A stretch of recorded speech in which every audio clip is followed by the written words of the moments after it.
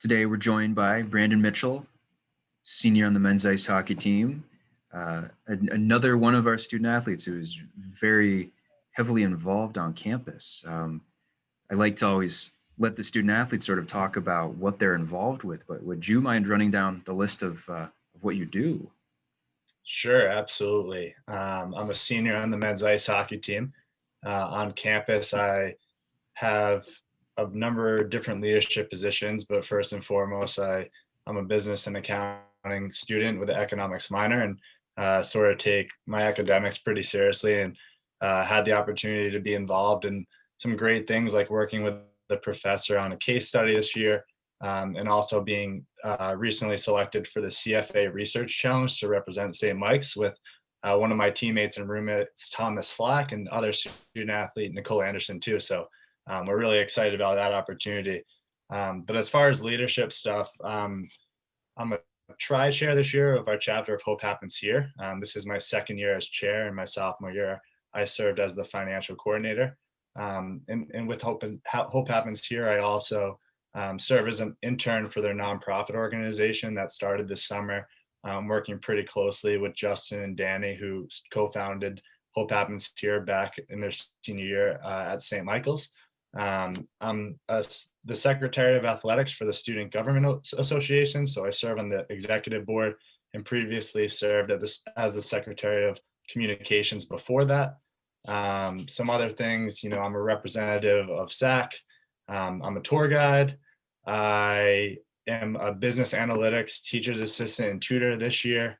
And I also serve as an honors program mentor. That's a full schedule. Mhm.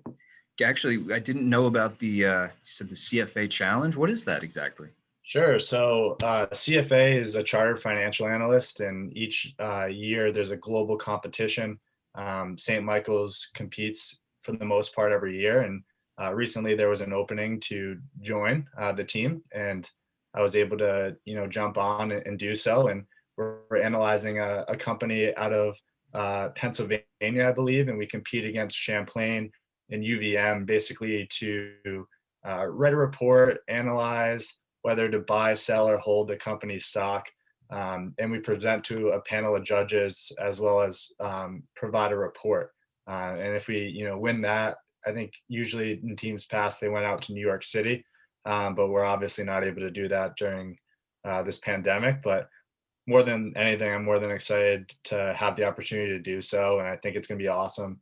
Representing St. Mike's and but also the group of our student athletes that we have involved in that too. Yeah, that's pretty cool. And another opportunity to compete during a time when. Oh yeah, the head of the business department kind of sent me a message and said that this team resembles, an ideal Friday night lights, being the clear eyes, full hearts, can't lose. Kind of envisions like it's a highly competitive thing and they want to win, so they have the right people to try to do that, I guess. That's incredible.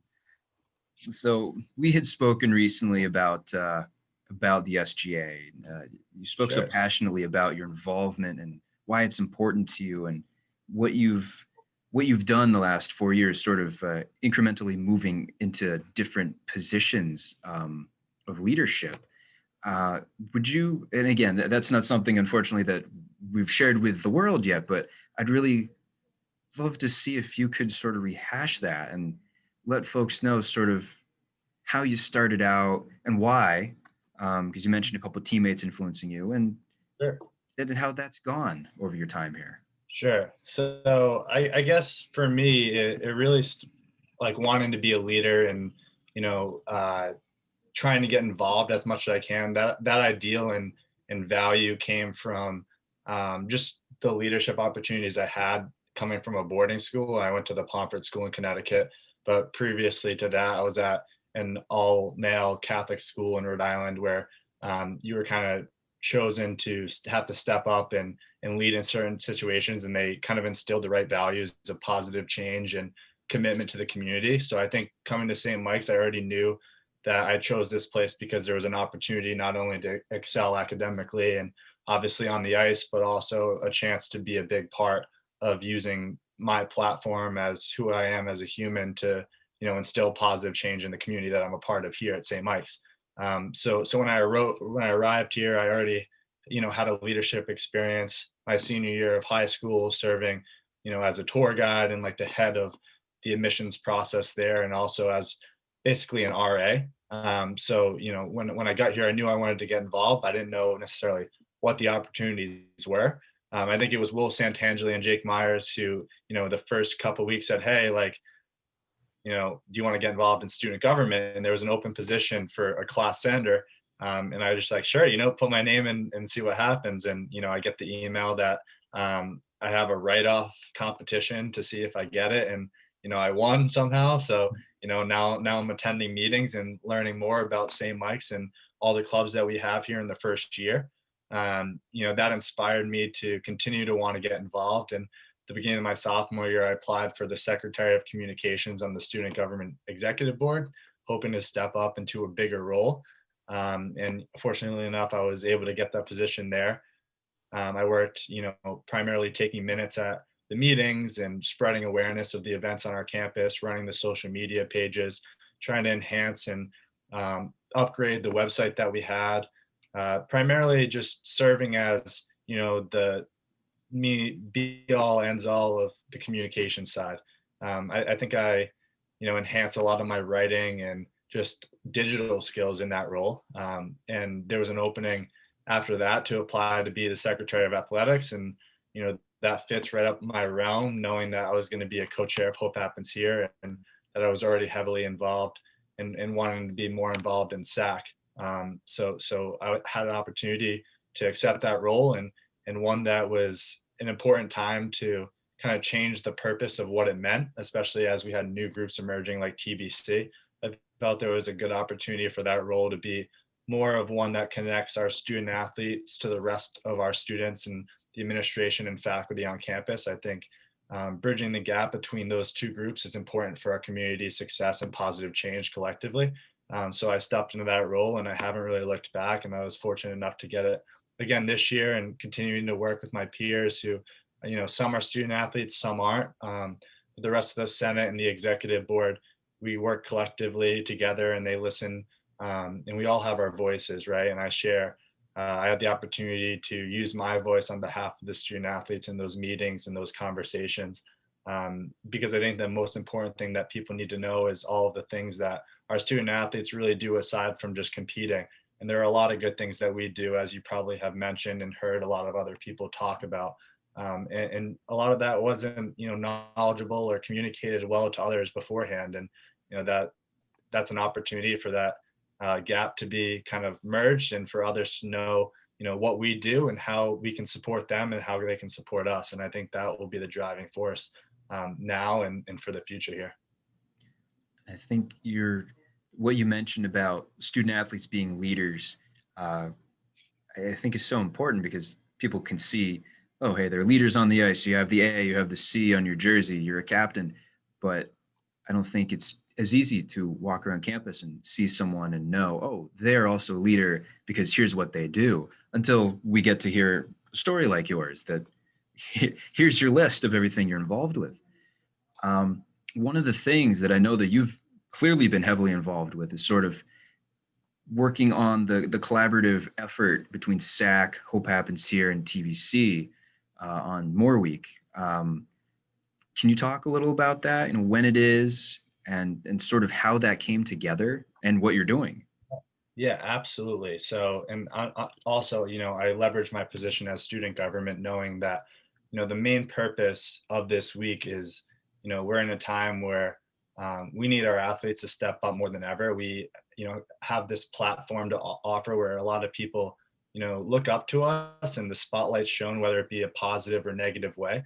How we have to hold ourselves in the character that we have to serve as, that, like, that standards risen when you're a collegiate student athlete, and it's important to understand that. So I think this week really embodies all we believe in, what our values are, and what we want to see. Things can't just be talked about anymore. There needs to be positive action. I think the whole week encompasses all these student leaders wanting to include other people on campus and just kind of collectively work towards more. So getting back to the point of what this week serves, In years past, we always have a mental health awareness week. I think Alex spoke about, working with the pumpkin, doing the pumpkins at the farm, Yeah. and having Ivy Watts come in.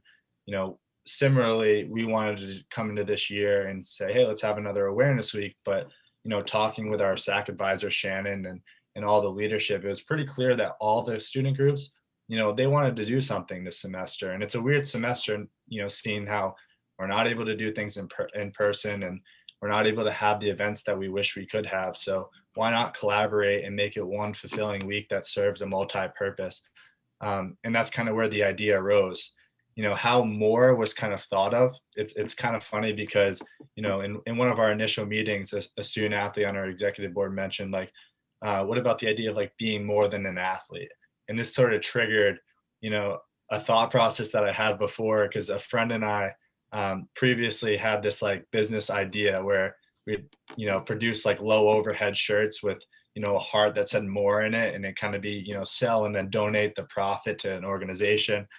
So I was thinking, hey, like, we're not doing this idea, let's turn it into an awareness week. And I remember shooting him a text and saying, hey, like, I'm making a logo for more, but it's for this purpose. And he's like, can I get a shirt? So just supportive of that. But yeah, so this week will be, the idea of more is, we capitalize it and we're emphasizing the more.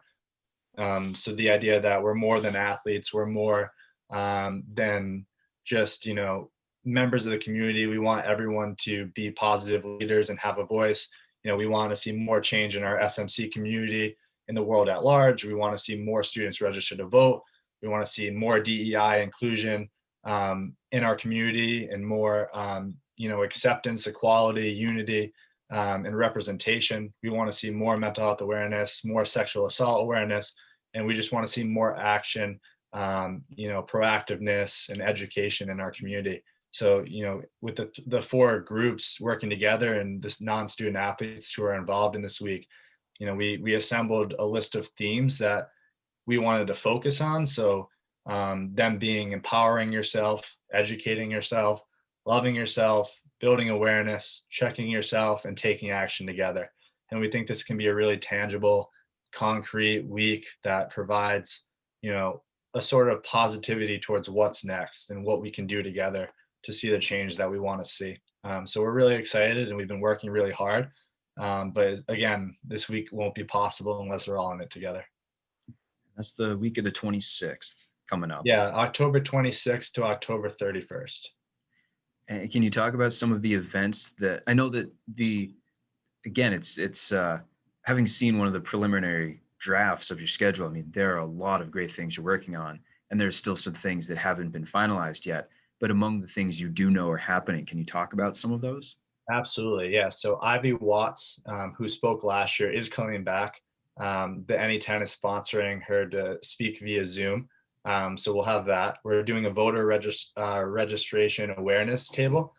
So just trying to get information out on registering with the election coming up, and kind of promoting the Embrace Your Vote that the NE10 has kind of rolled out. TVC is sponsoring a story walk. The idea of this is that there'll be a whole bunch of facts and stories where students will be able to walk through and hear those on a reflective and calming walk to make them really think and begin to talk about exactly this type of education that we want to see and understand within ourselves. We're working with Res Life on the possibility of positivity signs, so sort of like yard signs or election signs being designed amongst living spaces and put up. Things like have a good day, or take care of yourself, or do something good for your mental health today, things like that. um, Bethany Cunningham, who's an alumni of St. Michael's College, is coming back to have a mindfulness workshop via Zoom. She's has her own mindfulness practice in business, and we're really excited to collaborate with her and see where that can go. We're doing our student speeches, where students have the opportunity to personally or anonymously, submit their story and share it with the community regarding, whatever they want to talk about. It's their story, and we want them to be heard. So we're calling this event Our Day, Our Stories, Our Voices. We're additionally doing a denim day for sexual assault awareness this week. We're proactively working on a collective pride walk and a um, sort of diversity, equity, inclusion event to conclude that thing. It's still in the works of progress, but we have a lot of individuals really proactive in working on this event and really excited to see about the outcome. I think in our last conversations, possible name for this event was more equality, more representation, and more unity. And lastly, we're doing a virtual 5K, which is going to be a Make a Wish fundraiser and a snack drive for the Boys and Girls Club.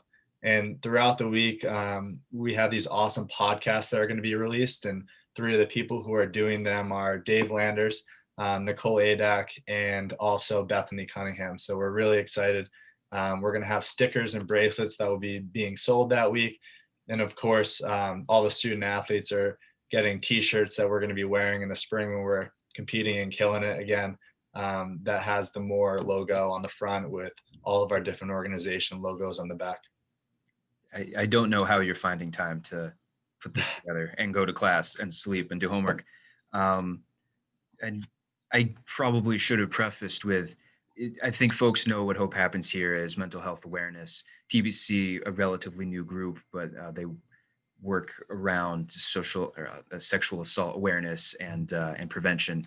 Um, this is not just geared towards student athletes, correct?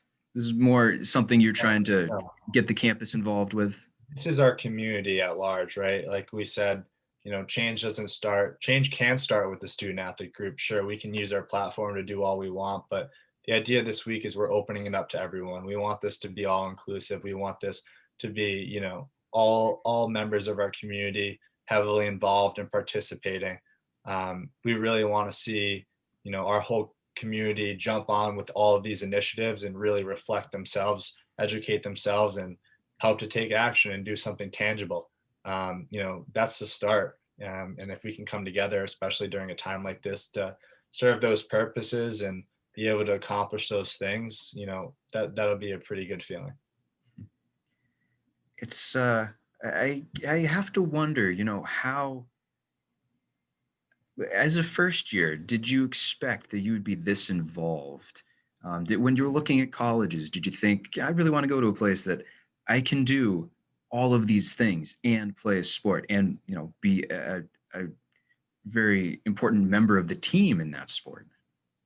Sure, absolutely. I think that, in choosing a school, and that's exactly all those points is exactly why I chose St. Michael's, but choosing a school that can provide the balance, when you think about, your personal well-being, both mentally and physically, you want to have the confidence to go out in the world after you graduate from a university or college and be who you are and embody the values of what you've grown up with and what you can learn.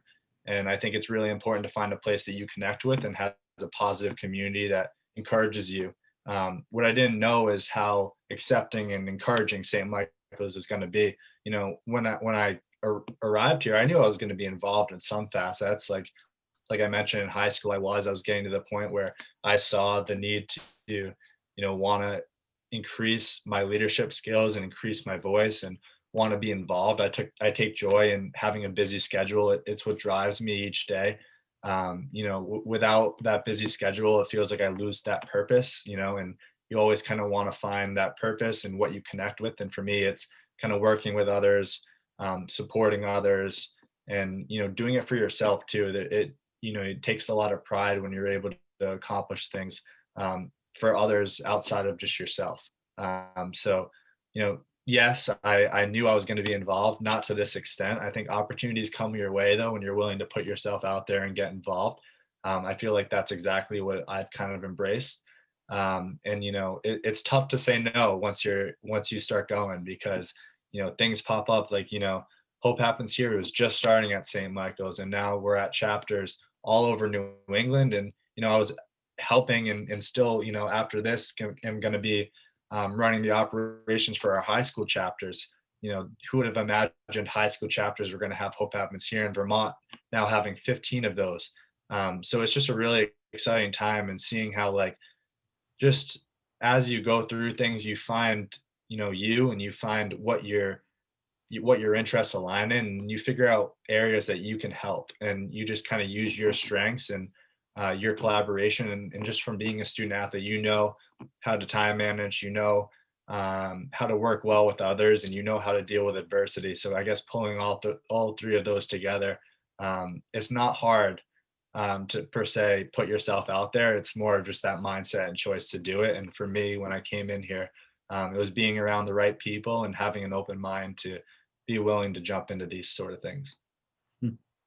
So at what point in your youth are you thinking, I want to try to play hockey in college? Because I know you mentioned you went to Hendricken for 4 years and then you Sure. went to the PG year. At what point is it, yeah, let's try to play hockey in college. Let's see where we can land.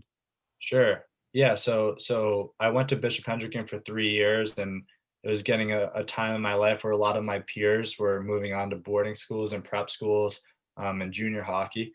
It's definitely an interesting sport to get to the collegiate level, seeing how many of the first years are coming in as 20, 21-year old, um, who age out in their junior programs, which is an awesome route to take. I've heard great stories of experiences of different locations that people are playing in different states and in different countries. That experience is invaluable for hockey players. For me, it was sort of, I arrived at this boarding school where we had a really, really great group of seniors, and all of them were so positive and just wanting to get to a college that fit them the best. And I think that year that I graduated, my boarding school was the first time that I thought there was a possibility of me playing collegiate hockey. When I arrived to the Pomfret school, we had a team that was okay, but we only won 8 games that year. Coming back from my senior year, it was kind of like a stressful time. You're thinking about colleges, but for me, I was doing well academically and beginning to get involved in the community, and knew I was thinking past that. What was the place that can best push me? So I was looking for the balance, like I was mentioning before. And as I was going through my season, we arrived with 16 new hockey recruits on that campus, and things were starting to click my senior year. College scouts were starting to come to games, and it's hard to come right out of high school and play in college for hockey. But fortunately, our team had won the small school New England championship that year, and we had nine seniors, I believe, and 7 of them went on to Division II and Division III collegiate hockey programs. And seeing just the trend, and being someone who had the grades and didn't really want to wait and go to juniors, my path was to arrive at St. Mike's and kind of use all that I knew and my skill set to try to stand out and do the best I can. But obviously, there's no better experience than actually getting here and playing in your first game, and having the leaders and the seniors and juniors around you to really form you into who you're going to be. And you really have to adapt and pivot quick. If you don't, you might get lost. And it's good that we have such a great culture where people are going to embrace helping out the first years, and treating them like any other. I think I have your bio wrong. I think I have you for 4 years at Hendrick and one at Pomfret. Was it 3 and 2? Yeah. So I did a Okay. I did a repeat junior year, but 5 years of 5 years of high school. Um, I don't regret it though. I mean, it was just an awesome experience. I feel like I learned a lot there. So do you remember back to your first year here? Do you remember first shift, first time being told you're dressing tonight, first time touching Yeah. the puck and being like, oh my God, I didn't trip over myself. I can do this. Yeah, so my first game was at SUNY Potsdam, which is a school up in New York. Um, awesome arena, really felt like a great college hockey vibe. I remember we were wearing our new white jerseys, which we still have today, for the first time in an away game. Um, I lined up next to Sam D'Antuono, who was one of our captains as a junior at the time, and he's kind of similar in height to me.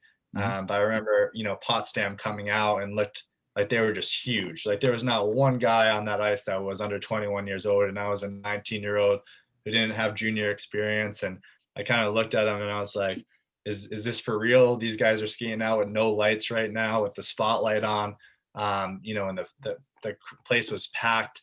He's just like, you'll be all right. You'll be all right. And, just like looking to everyone else, it was kind of the same feeling. We had 10 first years in the lineup that night because my class was 12 12th. So, there was all of us in this together and we are playing a pretty, older team.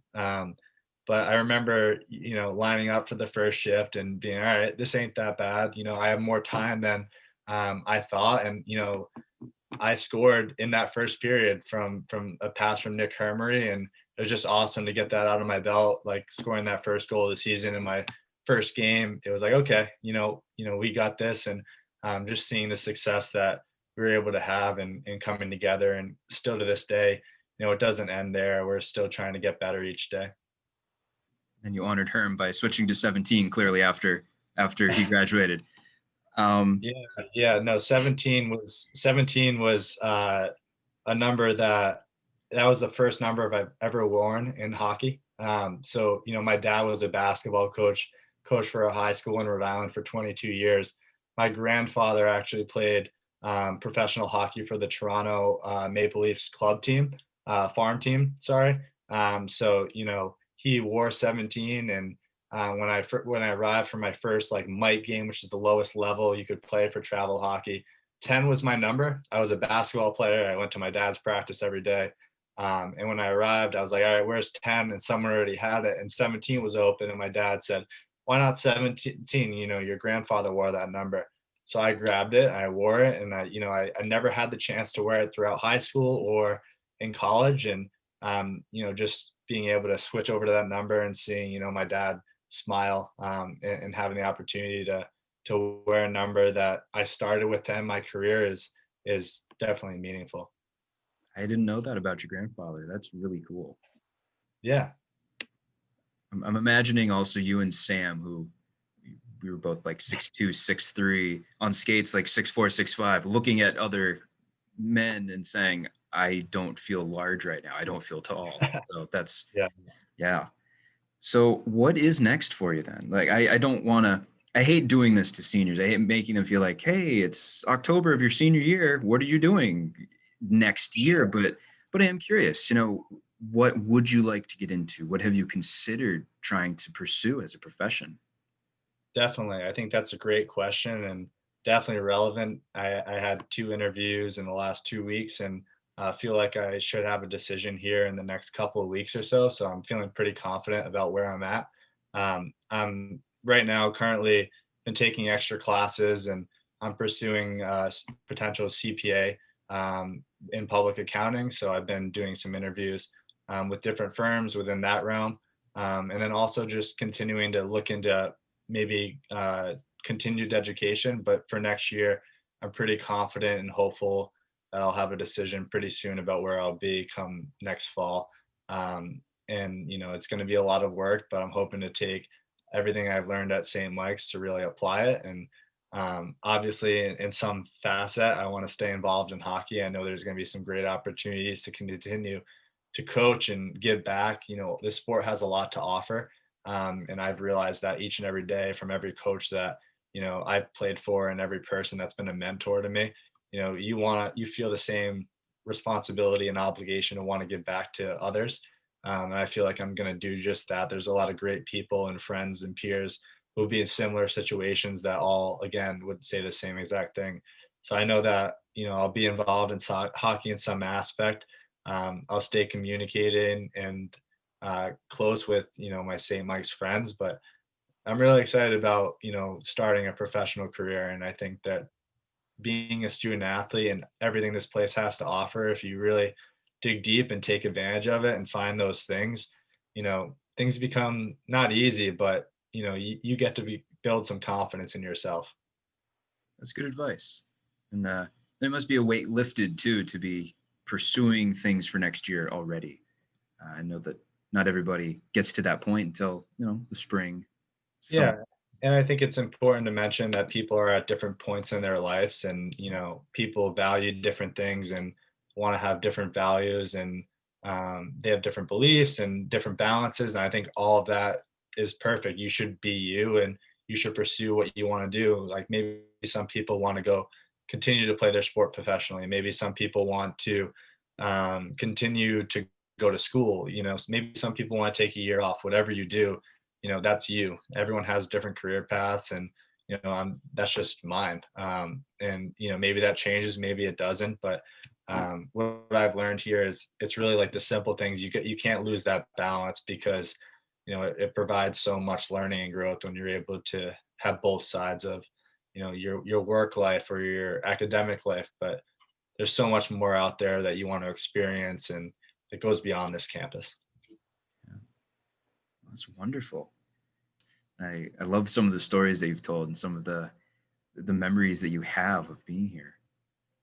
Thank you very much for joining me and taking the time to talk. Yeah, not a problem. Always up for it.